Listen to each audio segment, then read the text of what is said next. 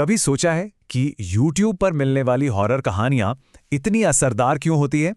मतलब ऊपरी तौर पर तो ये बस भूत प्रेत की कहानियां लगती हैं, लेकिन असल में ना इनके पीछे एक बड़ा ही सोचा समझा फॉर्मूला काम करता है। आज हम इसी फॉर्मूले की परतें खोलेंगे जो सीधे हमारे समाज के सबसे गहरे डरों से जाकर जुड़ता है।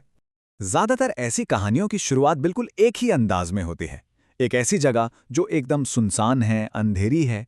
बस सोचिए, एक ऐसी जगह जहां डर पहली बार दिल में दस्तक देता है और मदद का तो कोई सवाल ही पैदा नहीं होता।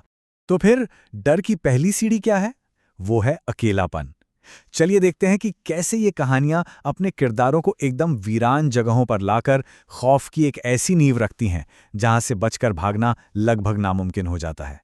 अब देखिए, चाहे कहानी गांव के किसी पुराने बदनाम कुएं की हो या फिर किसी शहर के सुनसान रेलवे स्टेशन की, एक बात हमेशा कॉमन होती है। असली डर तब शुरू होता है जब इंसान बिल्कुल अकेला पड़ जाता है। माहौल चाहे कोई भी हो, ये अकेलापन ही वो पहला राक्षस है जिसका सामना करना पड़ता है। अब सबसे मजेदार बात पता है क्या है? इन कहानियों में डर कभी भी बेवजह पैदा नहीं होता। मतलब जो भी डरावनी घटना होती है ना, उसके पीछे हमेशा कोई ना कोई इंसानी गुनाह, कोई बहुत गहरा जख्म छिपा होता है। जैसे कुएं वाली कहानी को ही ले लीजिए। इसमें डर की जड़ एक परिवार के अंदर ही छिपी है। मंजू नाम की एक जवान विधवा है जिसके साथ उसके अपने ही बहुत बुरा करते हैं, और बस यहीं से उस खौफ की शुरुआत होती है जो आगे चलकर पूरे गांव को निगल जाता है। ये कहानी साफ साफ दिखाती है कि कैसे एक सामाजिक गुनाह एक डरावनी ताकत को जन्म देता है। देखिए, पति की मौत के बाद जब मंजू के देवर ही उसकी इज्जत पर हाथ डालते हैं तो वो बेबस होकर अपनी आबरू बचाने के लिए उस कुएं में कूद जाती है और एक बदला लेने वाली आत्मा में बदल जाती है। अच्छा, अब आते हैं भूताहा ट्रेन वाली कहानी पर। यहां डर की वजह है एक ऐसा प्यार जो समाज की बनाई ऊंच नीच की दीवारों को तोड़ने की हिम्मत करता है। ऊंची जाति की लड़की अलका और नीची जाति का लड़का सूरज, इनका प्यार ही इनके लिए मौत का फरमान बन जाता है। लड़की के पिता की कही हुई बस ये एक लाइन, सोचिए जरा, ये लाइन उस गहरी और जहरीली नफरत को दिखाती है जो इस कहानी के भयानक अंजाम की असली वजह है। यही वो सोच है जो उस गुनाह को जन्म देती है जिससे खौफ पैदा होता है। लेकिन रुकिए, कहानी यहां खत्म नहीं होती।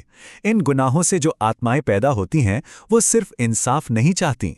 उनका गुस्सा धीरे धीरे एक ऐसी बेकाबू विनाशकारी ताकत बन जाता है जो सही और गलत का फर्क ही भूल जाता है। तो सवाल यह है कि क्या ये आत्माएं सिर्फ गुनहगारों से बदला लेना चाहती हैं? शुरू में तो ऐसा ही लगता है, लेकिन बदले की ये प्यास बहुत जल्दी एक अंधे जुनून में बदल जाती है जो फिर किसी को नहीं बख्शती। जरा देखिए कि कैसे आत्मा का बदला एक अंधाधुंध कत्लेआम में बदल जाता है। वो पहले अपने गुनहगार देवरों को मारती है, फिर उनकी मां को जिसने ये सब होने दिया।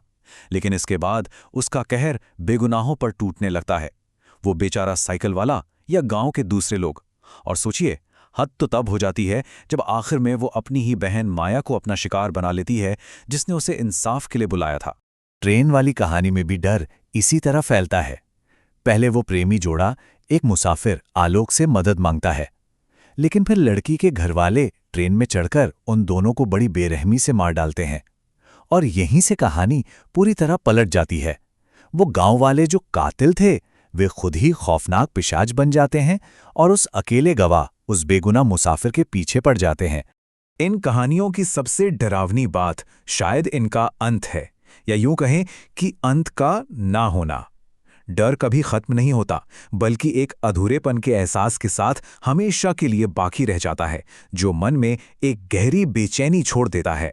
एक तरफ कुएं का खौफ इतना पक्का है कि पूरा गांव हमेशा के लिए वीरान हो जाता है और वो आत्मा आज भी वहां भटक रही है, तो दूसरी तरफ ट्रेन की कहानी इस उलझन में छोड़ देती है कि जो कुछ भी हुआ वो हकीकत थी भी या सिर्फ एक भयानक सपना था। तो आखिर में ये सब देखने समझने के बाद एक सवाल जरूर उठता है, इन कहानियों में असली राक्षस कौन है?